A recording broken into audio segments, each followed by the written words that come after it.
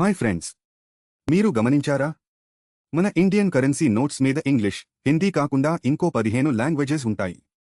ఎందుకు అన్ని లాంగ్వేజెస్ పెట్టారో తెలుసా? India is a land of diversity. మన దగ్గర 22 అఫీషియల్ లాంగ్వేజెస్ ఉన్నాయి. నోటు పైన ఫ్రంట్ సైడ్లో డినామినేషన్ అనేది హిందీ ఇంగ్లీష్లో ఉంటుంది. బ్యాక్ సైడ్లోని లాంగ్వేజ్ ప్యానెల్లో ఇంకో 15 ఇండియన్ లాంగ్వేజెస్ ఉంటాయి. ఎగ్జాంపుల్, ఒక 100 రూపాయలు నోట్లో మీరు చూసే వర్డ్స్ అసామీజ్, బంగాలీ, గుజరాతీ, కన్నడ, కశ్మీరీ, కొంకణి, మలయాళం, మరాఠీ, నేపాలీ, ఒడియా, పంజాబీ, సంస్కృత్, తమిళ్, తెలుగు, ఉర్దూ అనే లాంగ్వేజెస్ ఉంటాయి. మన నోట్స్ మీద కనిపించే టోటల్ 17 లాంగ్వేజెస్. ఇది ప్రపంచంలోనే యూనిక్ సిస్టమ్. అసలు అలా ఎందుకు పెట్టారు? ఇండియాలోని ప్రతి వ్యక్తి తన మదర్ టంగ్లో కరెన్సీ వాల్యూ ఈజీలీ గుర్తించడానికి.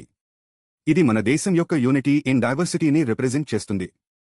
అందుకే మన ఇండియన్ కరెన్సీ నోట్స్ ఒక మినీ ఇండియా లాంటివి.